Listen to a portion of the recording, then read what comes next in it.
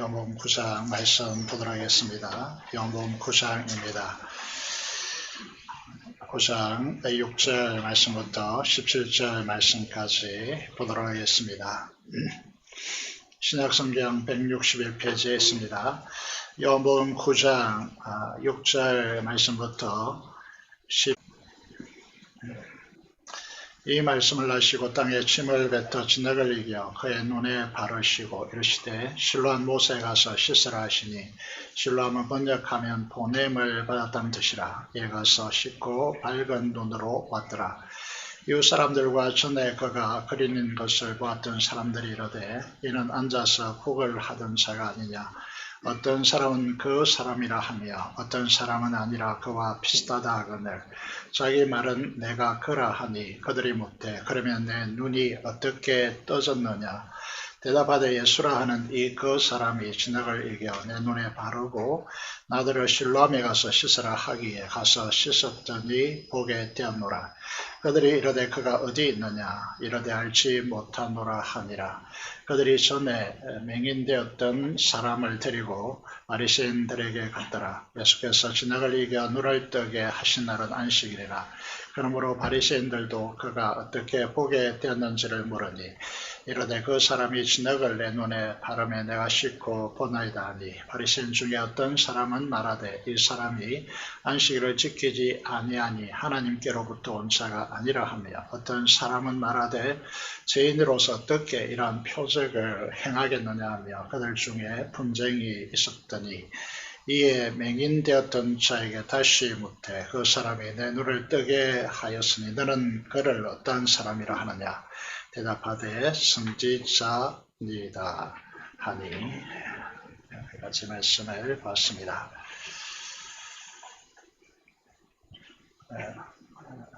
지난 시간에 우리에게 생수의 강물이 샘물이 되어서 내 안에 흘러나리라 그렇게 주님께서 약속하셨습니다.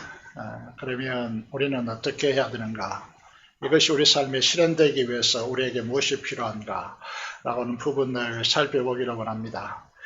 요한복음 7장 38절의 말씀을 보면 나를 믿는 자는 성경에 이름과 같이 그 속에서 그 배에서 생수의 강이 흘러나리라고 말씀을 이제 하셨는데요. 그러면 이제 이 핵심이 나를 믿는 자는 이렇게 됐습니다. 그래서 믿음이 중요하다 이런 말이겠죠. 그래서 오늘 믿음이란 무엇인가 이 부분을 가지고 이 본문을 통해서 실로암의 눈이라는 제목으로 믿음의 문제를 다루고자 합니다. 요한복음 8장 우리가 이제 건너왔기 때문에 요한복음 8장에서 믿음이 무엇인가 드러내기 위해서 유대 사회의 일반적인 인식을 뒤집는 말씀을 여러 차례 주님께서 하십니다. 그래서 가늠하다가 현장에서 잡혀온 여인을 주님 앞에 세우고 랍비 선생, 율법의 선생이기 때문에 예수님께 어떻게 하느냐, 어떻게 해야 되느냐고 묻고 있는 것이죠. 신명기 17장 5절의 말씀을 보시면요. 거기에서 현장에 가늠하다가 잡힌 남녀는 반드시 돌로 쳐 죽이라고 그렇게 이제 음명되어져 있습니다. 그래서 이들은 율법을 실행하기 위해서가 아니고 잡아오려면 남녀 다 잡아와야 되는데 여인만 잡아와서 예수님을 고발하기 위해서 이제 어떻게 해야 되느냐라고 주님께 묻고 있습니다. 여러분 이게 이제 오늘 우리도 만약에 어떤 목적을 가지고 그 사람을 살리고 그 죄에서 건지기 위해서 사람을 바라보는 것이 아니고 한 사람을 매도하기 위해서 이제 이렇게 율법을 하나님의 말씀 계명을 적용한다면 그것은 대단히 잘못된 방식이다라고 그렇게 말씀드릴 수 있습니다. 그래서 사람들이 묻죠. 율법은 돌로 치라 하였는데 선생은 어떻게 하시겠습니까? 예수님께서 어떻게 하십니까? 갑자기 몸을 굽혀서 땅에 손가락으로 글을 쓰시고 허리를 펴고 일어나셔서 말씀하십니다. 너희 중에 유명한 말이죠. 너희 중에 죄가 없는 자가 먼저 치라. 양심을 가책을 받은 사람들은 다 떠나고 난 뒤에 그 여인에게 예수님께서 뭐라고 하십니까? 나도 너를 정죄하지 아니하노니 다시는 죄를 범하지 말라라고 하십니다. 여러분 이 말씀을 보면 이제 우리는 예수님은 율법의 파괴자인가 이렇게 무엇을 도대체 말씀을 하시려고 하는 것인가? 그래서 제가 말씀드렸습니다. 믿음의 문제를 지금 8장에서 다루고 있다라고. 어떤 믿음인가? 라고 하는 것이죠. 이 여인은 용서받을 수 있는 길이 없습니다. 그러면 딱 하나가 있는데 그를 대신해서 죽는 사람이 있으면 이 여인은 용서받는다는 것이죠. 그래서 예수님께서 십자가로 그 여인 대신하여 죽겠다는 것입니다. 그래서 그런 이제 이 십자가로 용서하겠다라는 것이죠. 무슨 말씀을 하고 있는 것이죠. 우리도 마찬가지입니다. 십자가 안에서 용서되어야 죄에 맴돌지 않고 자유케 된다라고 하는 이 믿음이 우리에게 필요하다는 것이죠. 요한복음 8장 9장에서 계속 반복되고 있는 말씀이 무엇이냐면 12절을 띄워놨습니다. 나는 세상의 빛이다. 여러분, 이 세상에 비친 예수님을 믿고 따르는 자는 어둠에 다지지 않고 생명의 빛을 얻으리라 라고 그렇게 말씀하시고요. 요한복음 8장 38절에 보면 나는 내 아버지에게서 본 것을 말한다 라고 그렇게 말씀하고 있습니다. 그래서 믿음이란 보는 것이다 라고 하는 부분을 계속해서 강조하고 있고 이 생명의 빛을 얻어야 한다라고 우리에게 믿음을 요구하고 있는 것입니다. 요한복음 8장 31절 32절의 말씀을 보면 유대인 중에서 이제 예수님을 믿는 사람들이 생겨난 것이죠. 그들에게 말합니다. 너희가 내 말에 거하면 참 내 제자가 되고 진리를 알지 진리가 너희를 자유롭게 하리라 라고 약속을 선포하십니다. 그래서 이제 이 자유하게 하리라 라고 하는 이 말씀을 하고 난 뒤에 유대인의 반응을 보시면요. 33절에 이렇게 말씀하고 있습니다. 무슨 소리 하느냐. 우리는 아브라함의 자손으로서 한 번도 누구의 종이 된 적이 없는데 우리에게 자유를 준다고 하느냐라고 그렇게 반문합니다. 여러분 이 사건을 왜 언급하느냐 하면 예수님께서 말씀하시는 것과 유대인 그리고 유대인 중에서 예루살렘에 있는 유대인 그들 중에서 서기관과 바리새인들 요즘 이제 식으로 말하면 신학 교수들이라고 할 수 있는데 이들이 정말 예수님의 대화가 안 되죠. 이게 이제 대화가 안 되는 이유는 예수님께서 말씀하신 부분을 알아듣지도 못하고 보지도 못하는 그런 이제 상황 속에 놓여 있다는 것이죠. 그런 의미에서 이제 이 팩트 체크를 좀 해보면요. 유대인들이 누구의 종이 된 적이 없습니까? 애굽의 종되었고요. 바벨론의 종되었고 지금은 로마 지배 아래 있습니다. 그리고 더 이제 심각하게 본다면 여러분 죄의 매여서 종으로 살고 있는 것이죠. 그래서 결핍 가운데 허덕이고 탐욕을 채우기 위해서 지금 율법을 가장해서 예수님을 죽이려 하는 이 실상을 그들은 모르고 있는 것입니다. 그래서 예수님께서 결론으로 이제 요한복음 8장 56절에서 58절의 말씀을 보면 이렇게 가져가십니다. 너희가 조상 아브라함이라고 그랬고 아브라함 자신으로서 우리는 자유인이고 하나님의 말씀을 알고 하나님의 축복을 누리고 있는데 무슨 종이라고 하느냐라고 하는 이 반문하는 이들에게 어떤 말씀으로 결론을 내리십니까? 너희 조상 아브라함은 나의 때에 볼 것을 절거하다가 보고 기뻐하였느니라 말씀하고 있습니다. 여러분 이게 이해가 안 되는 것이 이제 예수님 오기 전에 예수님께서 태어나기 전에 아브라함은 2000년 전의 사람입니다. 그 2000년 전의 사람이 예수님께서 십자가에 죽으시려고 이 땅에 육신의 몸을 입고 왔을 때 그때를 보고 기뻐하였다. 그걸 기다리다가 그 때가 드디어 이루어졌다라고 하는 사실을 바라보면서 기뻐하였다라. 말이 됩니까 이게? 여러분 그래서 이제 사람들은 정말 말도 되지 않는다. 그렇게 생각하는 것이죠. 그래서 이제 이 사실에 대해서요. 예수님께서 결론적으로 뭐라고 말씀하십니까? 예수님께서 말씀하십니다. 진실로 굉장히 중요하다는 말이죠. 너희에게 이르노니 아브라함이 나기 전부터 내가 있느니라 라고 선포하십니다. 이 말이 단순하게 들릴지 모르겠지만은요, 화면을 보시면요, 화면을 다 보십시오. 여기 보시면 이제 헬라어를 우리가 잘 모르기 때문에 조금은 영어를 우리가 공부했지 않습니까? 저 영어를 지독하게 못하는데 여기 보면 이제 58절에 영어를 표현해 놨습니다. 아브라함 태기 전에 이제 아브라함이 태어나기 전에 나는 나다 이렇게 표현합니다. I am 이렇게 표현하는 거죠. 여러분 이건 이제 익숙한 것이 뭐냐 하면 출애굽기 3장 13절 14절에 가시덤불 가운데 불꽃이 일어났고요. 이게 이상한 현상이죠. 이게 불이 타고 있는데 재가 되어서 불이 꺼져야 됩니다. 그런데 꺼지지 않고 계속 타오르니까 모세가 가서 그 한 광경을 보게 되죠. 그때 하나님께서 여러분 뭐라고 말씀하십니까? 이곳은 거룩한 곳이다. 네 신발을 벗으라고 말씀하시는 것이죠. 그러면서 우리가 이제 하나님을 누구라고 소개해야 됩니까? 성호가 뭡니까? 이름이 뭡니까? 묻습니다. 그때 뭐라고 합니까? 나는 스스로 있는 자다. 여호와다. 이렇게 표현하죠. 여호와라는 성호의 뜻이 뭡니까? I am who I am입니다. 나는 나다. 나는 스스로 있는 자다. 다시 말해서 우리는 살기 위해서 먹어야 합니다. 그런데 다른 외부로부터 자원을 습득하지 않아도 존재할 수 있는 분. 그렇게 하나님을 소개하고 있는 것이죠. 그러면서 이제 이 의미가 무엇인지에 대해서요. 이렇게 이제 결론을 내릴 수 있습니다. 누가복음 20장 38절에 보면 하나님은 죽은 자의 하나님 아니다. 살아있는 자의 하나님이다. 아브라함도 이삭도 야곱도요. 지금 살아있다. 이렇게 말씀하시고요. 우리의 신앙의 관점을 고쳐야 한다고 말씀하고 있습니다. 과거에 아브라함이 걸어갔던 그 신앙의 본을 따라서 우리가 살아가자. 그런 건 신앙이 아니다. 기독교가 말하는 신앙이 아닙니다. 아브라함도 지금 이삭도 야곱도 그 누구도 지금 살아있고 살아있는 자의 하나님이시다 라고 그렇게 말씀하고 있는 것입니다. 다시 말해서 예수님은 누구라는 것이죠? 지금 현재 여기에 영원히 현존하는 하나님이시다 라고 그렇게 소개하고 있는 것이죠.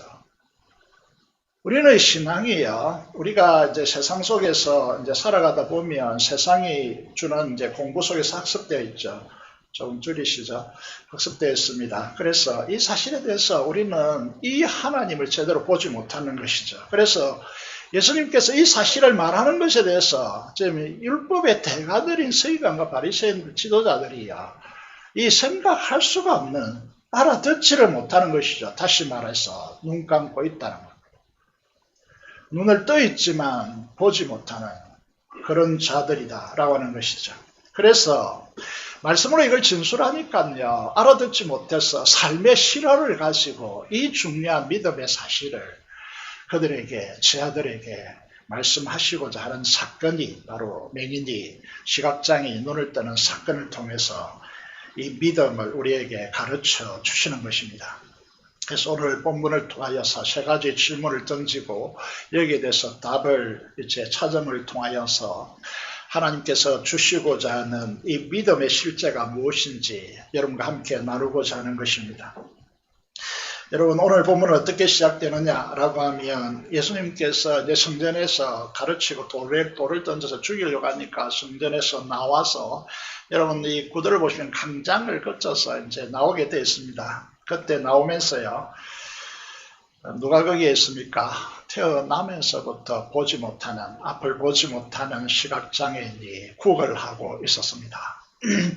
예수님과 제 아들이 동시에 보았는데 제 아들이 예수님께 뭐라고 말씀합니까? 라피어 이 사람이 맹인으로 태어난 것이 누구의 죄 때문입니까? 자기입니까? 부모의 죄 때문입니까? 이렇게 묻고 있습니다. 우리도 이제 여전히 오늘 시대를 사람이라면 살아가는 이제 방식이 대동소이한 것 같습니다. 우리가 어떻게 말합니까? 전생에 무슨 죄가 많아서, 혹은 이제 우리의 자식이 잘못되어지면 자식들을 뭐라고 말합니까? 내 죄가 많아서.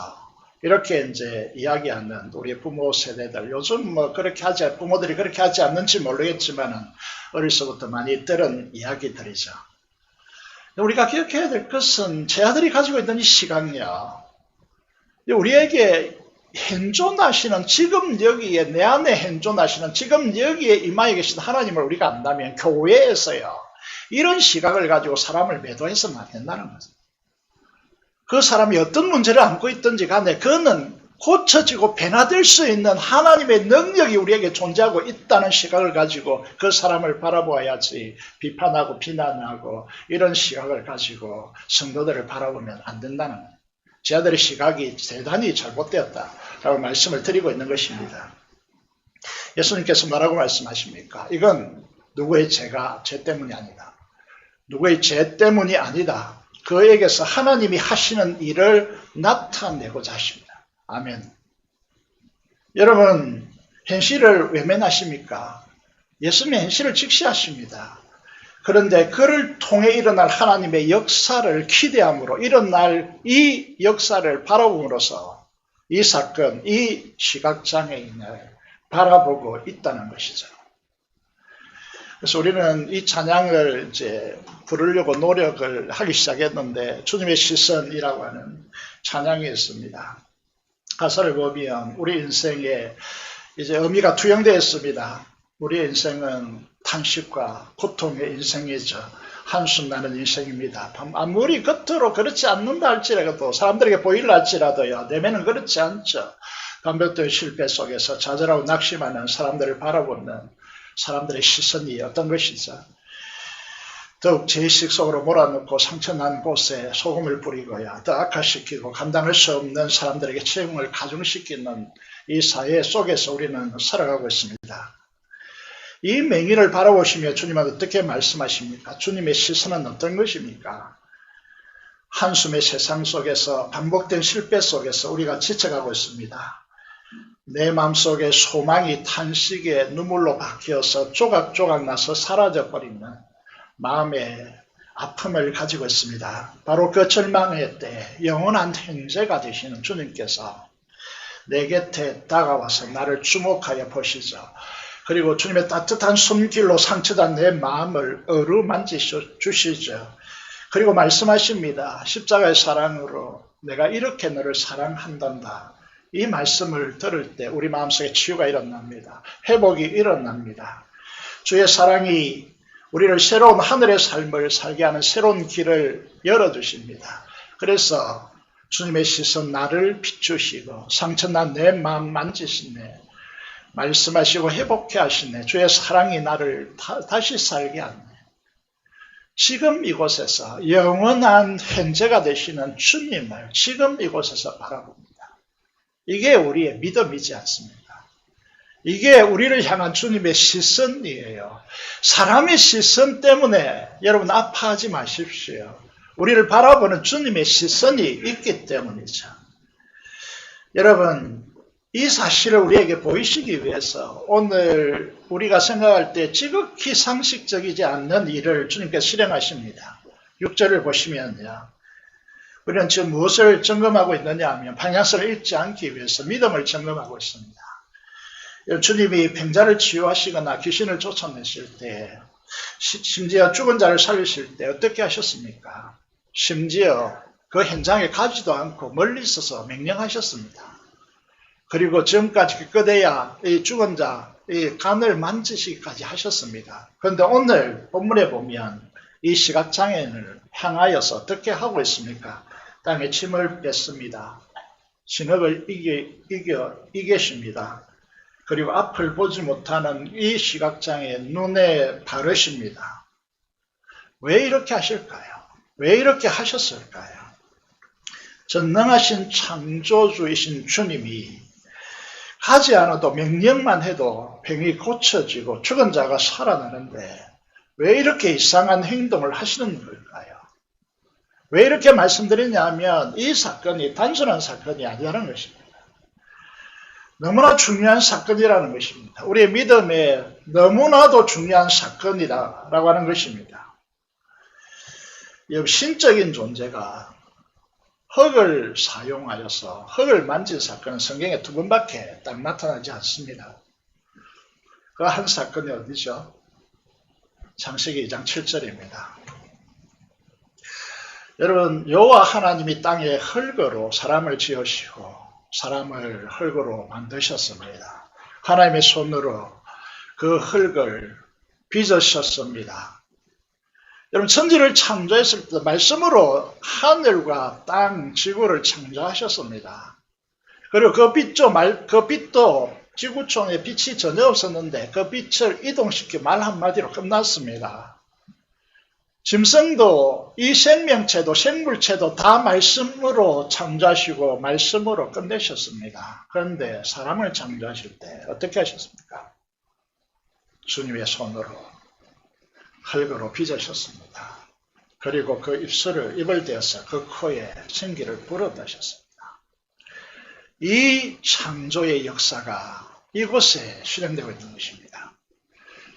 그래서 이 사건을 구속사적으로 재창조의 사건이라고 신학적으로 분류합니다. 여러분, 이 사실을 여러분들이 보시면서요, 왜 이렇게 하실까 우리는 질문하면서 흙으로 빚으시고 그 코에 생기를 불어넣으신 의미를 이 시각장애를 통하여 우리에게 놀랍도록 부각되고 있는 것입니다. 예수님이 자신의 침으로 흙에 뱉어서 손으로 이개시고 직접 여인의 손에 눈에 바르셨습니다. 왜 이렇게 하실까요? 여러분 중에 설마 이렇게 생각하는 분은 없겠죠. 우리의 비상 시골에 어릴 때 자랄 때 뭐 비상약품도 없고 벌레에 물려서 부어오르면 고래 쏘이면 어떻게 했죠? 우리의 엄마들이 침으로 발라주셨습니다. 그래서 이렇게 생각하는 분은 없겠죠. 예수님의 침은 엄마보다 훨씬 더 효력이 있겠지. 이렇게 생각하시는 분은 없겠죠. 여러분, 태어나면서부터 시각장애로 태어난 사람, 빛이 가다주는 너무나 아름답고 눈부시도록 여러분, 빛나는 이 자연의 찬란함을 이 시각장애는 전혀 이해하지 못합니다. 이 말은 무슨 의미를 가지고 있습니까? 세상과 분리됨, 유리됨이라고 하는 것이죠. 우리는 죄를 가지고 태어났습니다. 이 의미는 무슨 의미를 가지고 있느냐 하면 하나님과 분리되었기 때문에 우리가 하나님 나라의 그 찬란한 빛남도 그 영광도 우리와는 전혀 상관없이 보지 못하는 존재로 태어났다는 의미입니다. 다시 말해서 이 시각장애는 누구를 가리키는 것입니까? 죄로 분리된 우리 자신들을 가리키는 것입니다. 그래서 주님께서 보란듯이 우리 앞에서 말씀을 통하여 퍼포먼스, 다시 말해서 행동화해서 믿음을 우리에게 보여주었습니다. 죄는 삼중적인 분리를 가져옵니다. 하나님과의 분리, 자기자와의 분리, 이웃과의 분리를 가져옵니다. 그래서 탐욕을 가지고 찾지 않는 이웃을 유린하는 쪽으로 인생은 그렇게 걸어나가는 것이죠. 이 문제를 보여주기 위해서 시각장애인 태어나면서부터 눈을 잃은 앞을 보지 못하는 이 사람을 만나서 하나님의 하실 일을 드러내려고 그렇게 태어났다라고 말씀하고 있는 것입니다. 우리를 만드실 때 주님의 손으로 그 진흙을 빌어서 사람을 만들고 아담을 만들고 그 코에 생기를 불어넣어서 생명이 되게 하신 그 손과 그 호흡으로 이 시각장애인에게 다가서셔서 그 호흡을 느끼게 하시고 그 창조의 손길로 우리에게는 그 십자가에 못 박힌 손길로 우리에게 다가오셔서 우리의 눈을 뜨게 하시는 만지심으로 여러분 이게 정서적으로 보면요. 이게 우리가 날씨가 추워서 추운 것이 아니고 정서적으로 분리 소외되면 얼마나 추운지 모릅니다. 정서적으로. 여러분들이 저를 사랑한다고 그렇게 말을 할 수 있겠지만은요. 고독에 휩싸이면 얼마나 추운지 모릅니다. 이게 시각장애인의 모습이라는 거죠. 분리된 자의, 소외된 자의 차가움이라는 것이죠.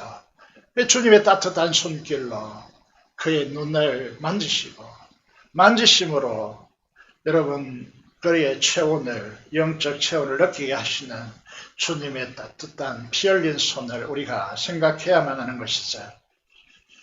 최근 대선판에서 무속인 이야기가 있었던 사회 이슈가 된 적이 있습니다. 무당이요, 무속인이 아무리 영험하다고 능력이 있다고 그 사람과 인격적인 관계가 형성되었습니까? 그와 사귄다고 인격이 변화되었습니까? 제가 다른 교회 고등부를 맡은 적이 있는데 그 100명 정도 되었는데 그 중에 한 친구가 부모가 없고 무속인 무당, 소위 속된 말로 무당 할머니 밑에서 이제 생활하는 친구인데 그 친구가 이제 굉장히 안 좋았습니다. 안 좋아서 이제 질병으로 인해서 넘어지기도 하고 이랬습니다. 그래서 이상해서 그 집에 가봤습니다. 무당이라면 그 친구를 고쳐야죠. 다른 사람의 미래를 내다보고 그렇게 한다면 자기 손자 하나 고쳐야죠.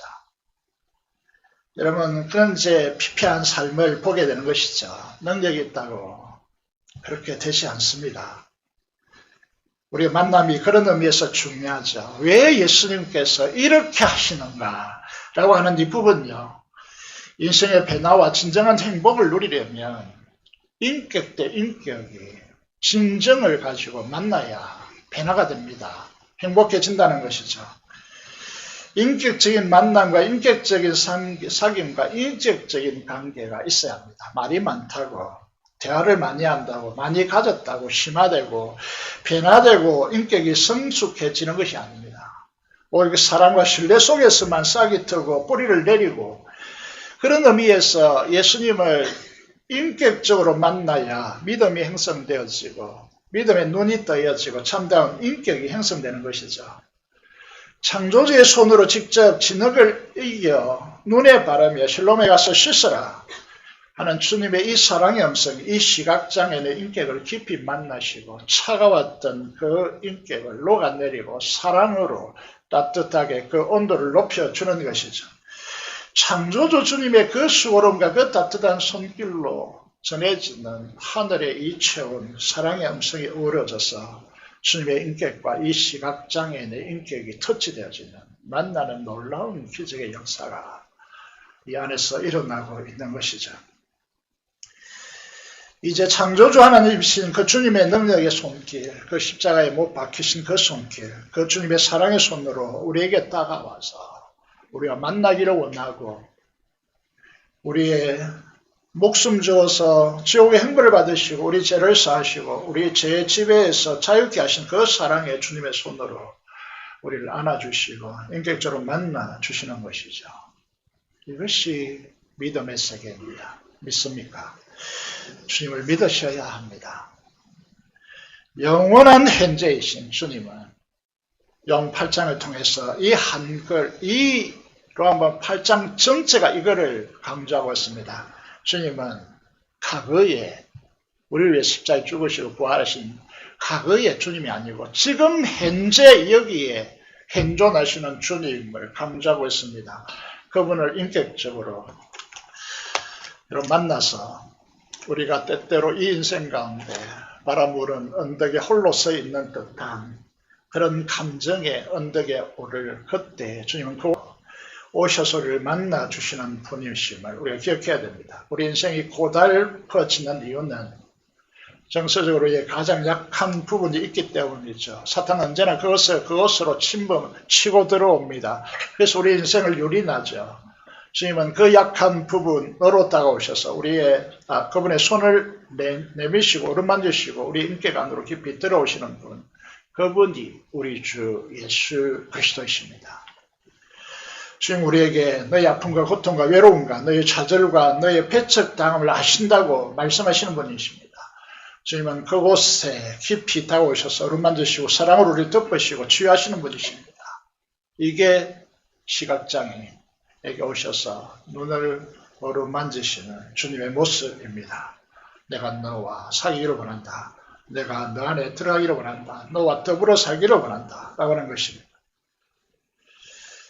그래서 주님께서 그 수고로움으로 침을 진하게 받으시고 그를 계시고 눈에 바르시는 것입니다.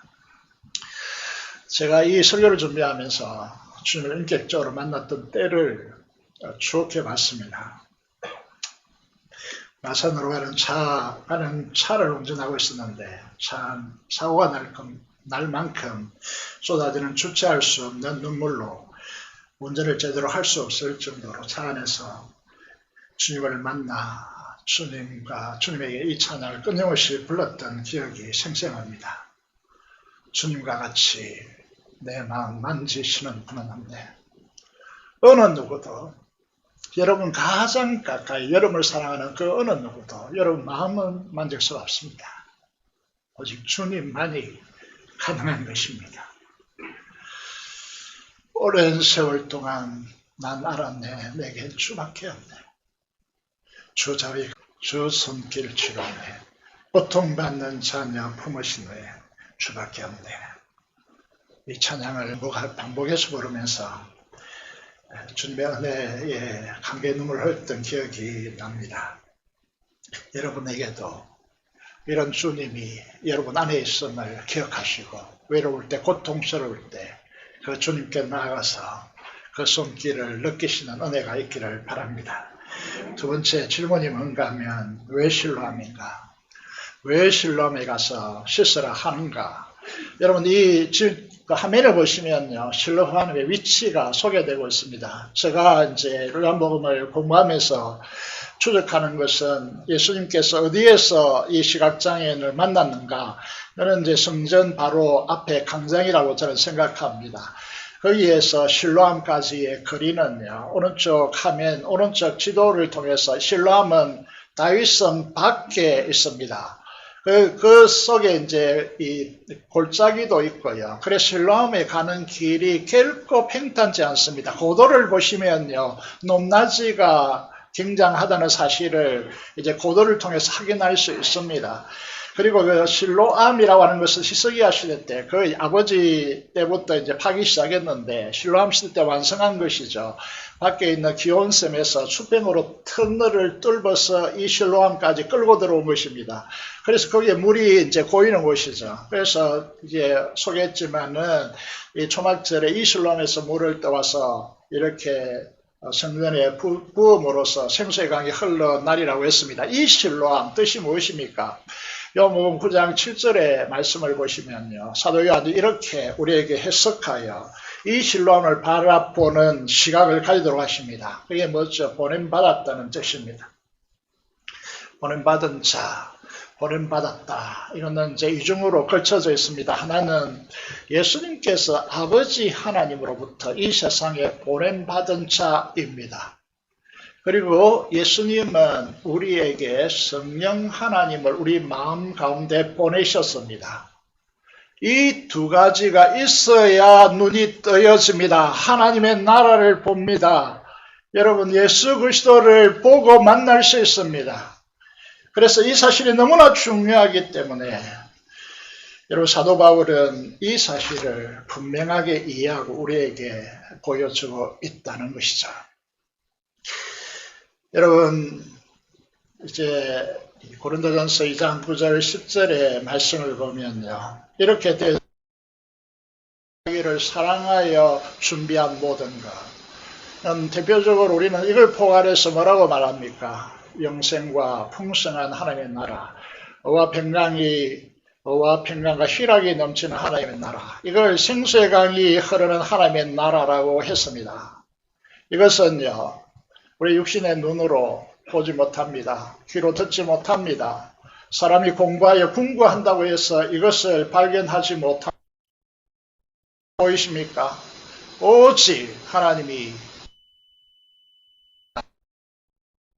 하나님을 통하여 우리에게 이것들을 보이셨다. 눈 뜨는 지점이 어디입니까? 눈 뜨는 지점이 어디예요? 성령 하나님이 있어야 눈을 뜹니다. 보게 된다는 것이죠. 왜냐하면 성령은 하나님의 깊은 곳까지 통달하시는 분이기 때문에 그렇다는 거죠. 좀 더 설명해 보겠습니다. 그래서 그치지 않고 고린도서 3장 18절과 4장 6절에 이어서 설명하고 있습니다. 우리에게 보내진 성령님은 거울을 보는 것 같이 주의 영광을 보게 하시는 분이시다. 주님의 인격적인 관계를 맺고 주님의 그 영광으로 변화되고 그 영광을 담도록 하시는 분이시다. 이 사건을 어디까지 끌어올리느냐 하면 빛이라 하셨던 그 하나님께서, 창조주 하나님께서 예수 그리스도의 얼굴에 있는 하나님의 영광의 빛을 아는 빛을 우리 마음에 비췄느니라. 누구를 통하여? 성령 하나님을 통하여. 여러분 IQ가 한 300 정도 된다 하더라도, 마음의 지혜로움을 가지고 있다 할지라도, 이 세상의 것을 볼 수 있을지 몰라도 하나님 나라의 것들은 볼 수가 없습니다. 왜? 성령으로만이 믿음의 눈이 열리기 때문이다. 그래서 지금 지도자, 예루살렘의 지도자, 요즘 말하면 신학 교수 그 할아버지께 되는 사람들이 뭐라고 합니까? 예수의 말씀을 알아듣지 못하는 것입니다. 그래서 우리의 신앙은 흐르기 때문에 신앙 가르칠 때 이렇게 가르칩니다. 신학생들에게 신학의 방법은 뭐라고 가르치느냐 하면 기도라고 가르칩니다. 기도라고. 그렇다면 여러분도 기도하지 않으면 볼 수가 없습니다. 알 수가 없습니다.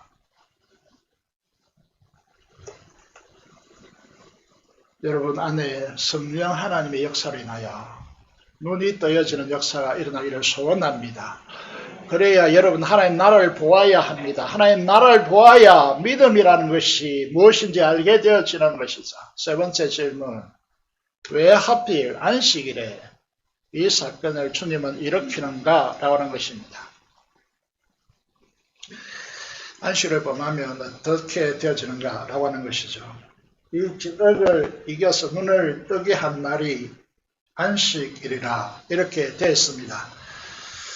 안식일 규정은요, 생명의 위협이 없는 한, 생명이 위급한 상황이 아니 않는 한, 눈에 연고를 바르는 행위, 그리고 흙과 물을 섞어서 반주하는 행위, 이것은 철저히 금지됩니다. 힘으로 흙을 반죽하여 눈에 발랐습니다. 두 가지 이 안식에 대한 규정을 침범하고 어긴 것입니다. 그런데 예수님께서 이 논란이 될 것을 몰랐겠습니까? 뻔히 알면서도 왜 이렇게 하십니까? 요한복음 5장 17절을 화면에 소개해 놓았는데요. 이거 무슨 사건이냐 하면 여러분 예루살렘 이제 베데스다 양문 곁에 베데스다 연못이 있죠. 그래서 이 연못이 1년에 한 번 통하는데 38년 된 이제 중풍병자, 걷지도 못한 이 환자를 고치셨죠. 이날이 안식일입니다. 그때 막 난리가 일어났죠. 예루살렘에 소동이 일어났습니다. 그때 예수님께 이렇게 나온 유대 행정 책임자들에게 어떻게 말합니까? 충격적인 말을 하십니다. 그게 무엇입니까? 내 아버지께서 안식일에 일하시니 나도 일한다라고 천명하십니다. 이 사건은요, 요한복음 9장 22절에서도 이 시각장애 눈뜨게 한 사건이 안식일이기 때문에요. 다시 이제 예수님은 뭐라고 해야 됩니까? 속된 표현으로 빠져나갈 수 없는 이제 현행범이 된 것입니다. 그래서 이제 이 시각장애는 계속 부릅니다. 한번 불러서 안 되고 다시 부르고 도대체 네가 어떻게 눈을 뜨게 됐는가? 이 안식일에 너가 눈을 떴으니까 너도 죄인이고 이제 안식일에 고친 자도 죄인이다 라고 하면서요. 이렇게 말합니다. 요한복음 9장 24절의 말씀을 보면 너는 하나님께 영광을 돌리라. 이 말이 무슨 말이냐 하면 여호수아 9장 이제 19절에서 21절에 있는 내용인데요. 여리고 전투에서 이제 엄청난 이제 역사를 경험하고 난 뒤에 아니죠. 그 이제 아이성이라고 하는 작은 성이니까 다 투입되지도 않고 이제 몇몇 이제 지파를 거기에 투입해서 승리를 거두고 온다라고 했는데 철저히 패배합니다. 엄청난 패배를 경험하죠.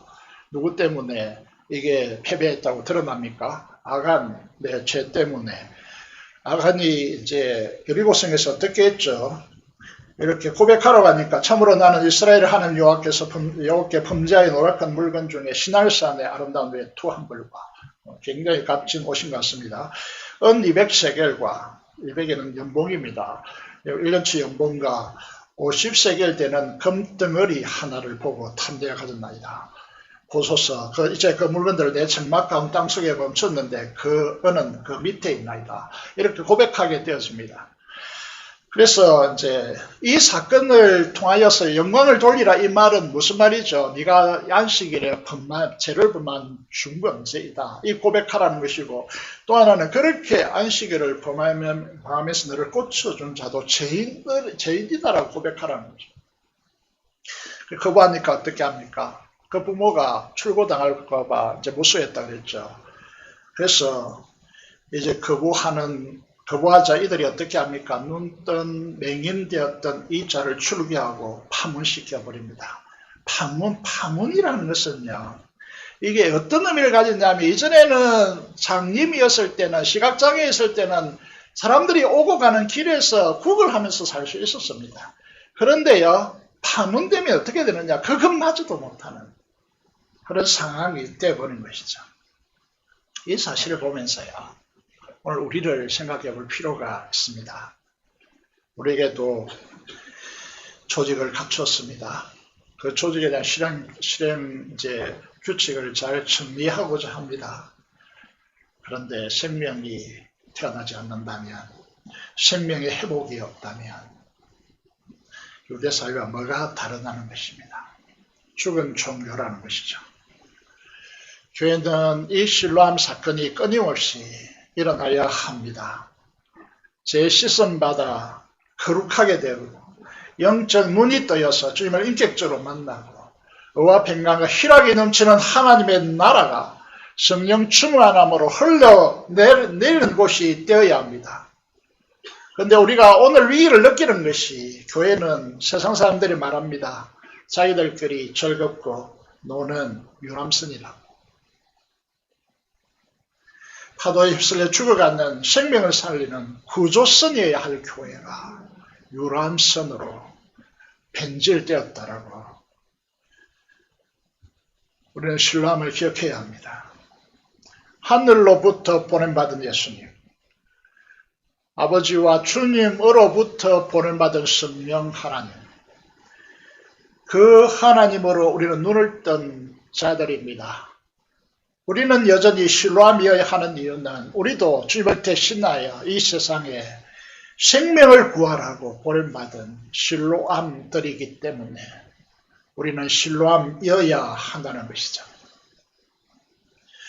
왜 이토록 안식일에 안 된다라고 난리를 칠까요?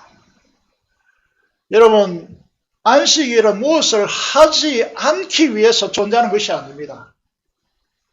안식이라는 것은 우리의 주된 직업의 삶을 이제 쉬고, 대신에 하나님께서 이제 이게 화면을 보시면요, 하나님의 세키나라는 단어를 적어 넣었습니다. 이건 너무나 자주 사용해야 되기 단어이기 때문에요, 여러분 기억할 필요가 있습니다. 이건 임재의 영광이라는 뜻인데요, 하나님께서 이 우주를 창조하시고 이 백성 가운데 임재하셔서 이 안식일을 통하여 그의 백성들을 하나님께로 초청하여서 그 영광의 임재를 함께 그렇게 하기 위해서 규정된 날이 안식일입니다. 이 안식일은 이게 모형이기 때문에 그 성취로, 이게 부활의 역사가 일어나지 않으면 이건 우리에게 경험될 수 없는 사건이기 때문에 이런 모형이고 그림자이고 상징이었던 그 안식일 주일로 이제 성취되어지고 주일로 완성된 것입니다. 그래서 우리는 주일에 주님 존전 앞에 나와서 하나님의 임재의 영광 가운데 그 임재의 영광을 경험하는 역사가 일어난다는 것이죠. 이걸 위해서 주일이 우리에게 필요로 하는 것입니다. 여기 보시면요, 베드로전서 1장 8절에 보시면요, 너희가 이게 가만히 보시면 이게 굉장히 이상한 구절입니다. 예수를 너희가 보지 못하였으나 사랑하는도다. 보지 못하는데 우리가 어떻게 사랑합니까? 보지 않는데. 그런데 이상한 말을 하잖아요. 예수를 보지 못하나 너희가 보지 못하였으나 사랑하는. 우리도 한 번도 예수를 본 적이 없어요, 육신의 눈으로. 그런데 사랑하는데 이제도 보지 못한다. 그런데 믿고, 믿음이 얼마나 중요한가를 우리에게 운명적으로 말씀하는 것이죠. 믿고 그 다음에 말할 수 없는 영광스러운 즐거움을 기뻐하니. 예배라는 것은 왜 축제여야 하느냐 하면, 짜증스럽게 말씀을 듣고 있는 시간이 아니고 하나님의 임재의 영광 가운데 춤추는 시간이다.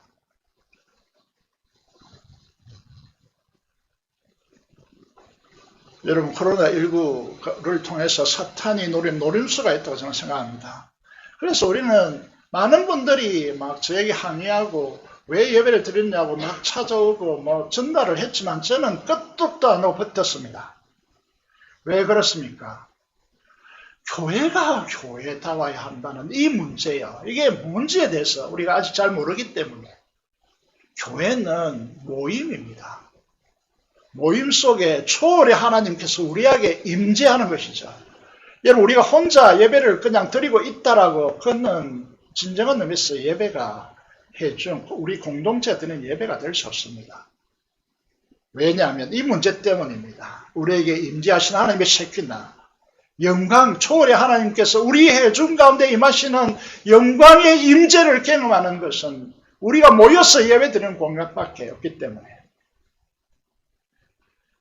많은 분들이 비판할 수 있겠지만은 우리가 이 사탄의 노림수에 흩어져 버리고 하나님의 주님의 임재 가운데 우리가 혼자 예배 드린다고 해서 만나지 못하는 것이 아닙니다. 그러나 해중 예배는 이 개인 예배와 천지 차이입니다. 그래서 저는 우리 교단을 이렇게 조직 신학을 담당하고 있는 교수이기 때문에 이 문제에 포기할 수 없다라고 말하는 거죠. 그래서 이번에서 10장 24절 25절에 저희들이 강조하고 있습니다. 주님의 날이 가까움을 볼수록 주님의 재림이 가까울수록 성도들은 모이지 않을 것이다. 그렇지만은 신실한 너희들, 하나님의 믿음으로 하나님을 주님을 보고 있는 너희들은 그 날이 가까움을 볼수록 어떻게 하라고 합니까? 힘써 모여서 사랑과 선행을 격려하라고 우리에게 요구하고 있는 것이죠.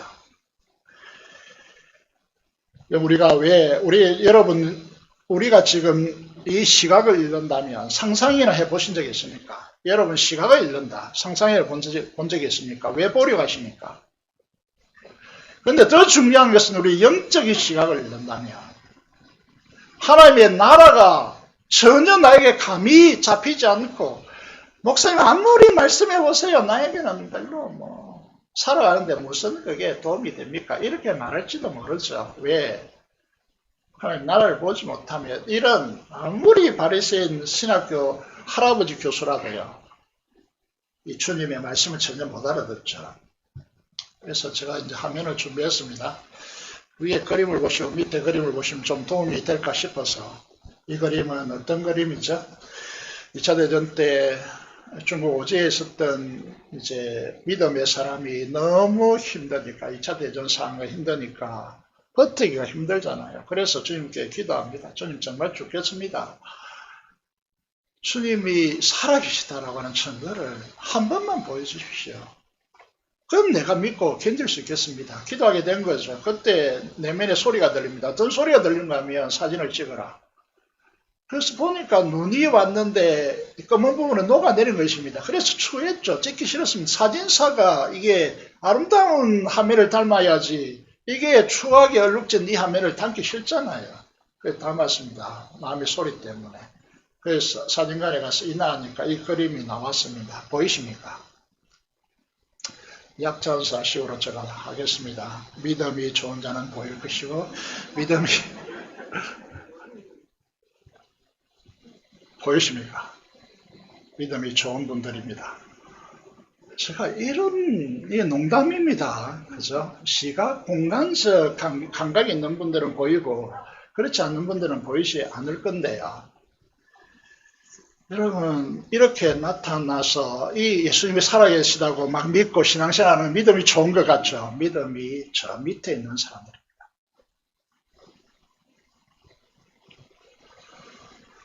이 사진을 저는 가끔씩 보는데 어떤 때는 굉장히 인자스러운 얼굴로 주님께 저에게 다가오시고 어떤 때는 위험에 가득 찬 모습으로 저에게 다가오실 때가 있습니다. 믿음이란 무엇입니까? 이 사진사처럼 증거를 들어대야 믿는 것입니까? 믿음이란 우리에게 보내진 성령 하나님으로 말씀 곳에 형성되어집니다. 그 믿음으로 주님과 인격적인 관계를 맺고 주님의 사랑의 성품이 우리 내부로부터 흘러나는 이제 이 생명의 역사가 흘러야 하는 것이죠. 이것이 실로암의 눈입니다. 우리 주님 안에서 한 몸을 이루어진 지체들이 우리들이죠. 그래서 인격적인 교류로 주님의 사랑의 십자가의 피가 흐르는 긍휼의 사람들이 우리입니다. 그래서 우리 교회가 좋은 교회라는 것은 우리가 허물적인 것이 많죠. 우리의 약점도 투성이잖아요. 그런데 보듬어 안고 그것을 드러내어 노출하지 않는 그런 우리 교회는 참 좋은 교회라고 저는 생각하는 것이죠. 여러분, 주님을 만나지 않고는 이건 불가능한 삶이라고 말씀을 드릴 수 있는 것이죠. 최근에 우리 교회의 이 설교 영상을 많은 분들이 보고 있습니다. 많은 목회자들도 보고 있습니다. 사랑하는 재건교 부산교회 성도 여러분, 그리고 말씀을 듣는 여러분, 성령님의 역사 안에서 믿음으로 여러분의 영안이 말씀 안에서 열리기를 축복합니다. 진리의 말씀으로 주님의 사랑의 인격으로 물들고 말할 수 없는 영광스러운 기쁨으로 생수의 강이 흘러넘쳐 나는 복된 사람들이 되시기를 주님의 이름으로 축원드립니다. 기도를 드릴게요. 하나님, 영과 마음의 눈을 뜨게 하셔서 성령 하나님의 축복으로 하나님 나라의 실제를 보게 하시고 우리를 어루만지시고 우리를 치유하시고 그 사랑으로 우리를 품으시는 주님을 인격적으로 만나서 주님의 영광 안에서 교통하는 우리 자신들이 되게 달라고 기도하시고 민족 보호와 통일과 발전의 선교사를 위해 사람스러워 기도하겠습니다. 살아계신 아버지 하나님, 하늘을 감사합니다. 오늘 우리를 사랑하셔 하나님의 이 말씀을 듣게 하시고 신람의 눈이라고 하는 말씀으로 우리에게 다가오셔서 감사를 드립니다. 우리가 얼마나 복된 자인가를 깨닫게 하여 주시고 믿음을 통하여 주님께서 우리 안에 살아계시고 성령 하나님께서 우리 안에 계심으로 말씀을 통하여 진리의 하나님의 나라를 환히 보게 하시고 그 나라로 살게 하시는 하나님의 은혜의 물결에 진심으로 감사를 드립니다. 우리를 축복하여 주시옵소서. 은혜 베풀어 주시옵소서. 우리에 속한 모든 성도들이 영적인 눈을 떠서 하나님 나라를 보게 하시고 생수가 흐르는 축복을 누려서 하나님의 사랑의 인격으로 많은 사람들을 구원하며 그들에게 하나님 나라를 드러내는 자로 하나님 통치를 확장하는 자로 살아가게 해주시고 우리 민족 복음화가 되게 하시고 통일과 발전의 선교사를 통하여 하나님께서 일하여 주시옵소서. 일하여 주시옵소서. 하나님께 간절히 바랍니다. 우리 주 예수 그리스도 이름으로 기도드리옵나이다. 아멘. 찬송가 428장 찬송하시면서 준비한 대로 흥금하도록 하겠습니다.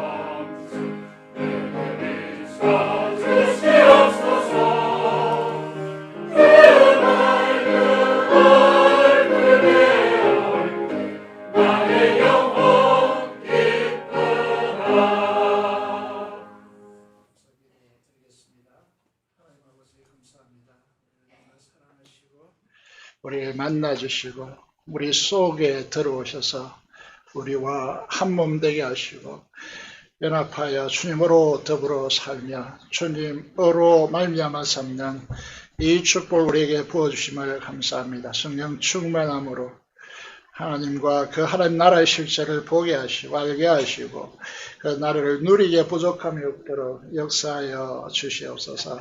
살아계신 아버지 하나님, 우리로 하여금 정말 죄로 인하여 하나님을 또 우리의 자아를 이웃을 모르고 눈 감고 살았던 우리의 지난 날을 뒤로하고 하나님의 영광의 광채로 인하여서 이웃을 섬기며 사람들을 구원하며 하나님의 사랑을 전하는 그런 복된 자로 이 세상을 살아갈 수 있도록 주께서 역사하여 주시고 우리와 함께하는 모든 이들 속에 이 영광의 축복이 넘치는 축제 현장이 되도록 주께서 역사하여 주시옵소서.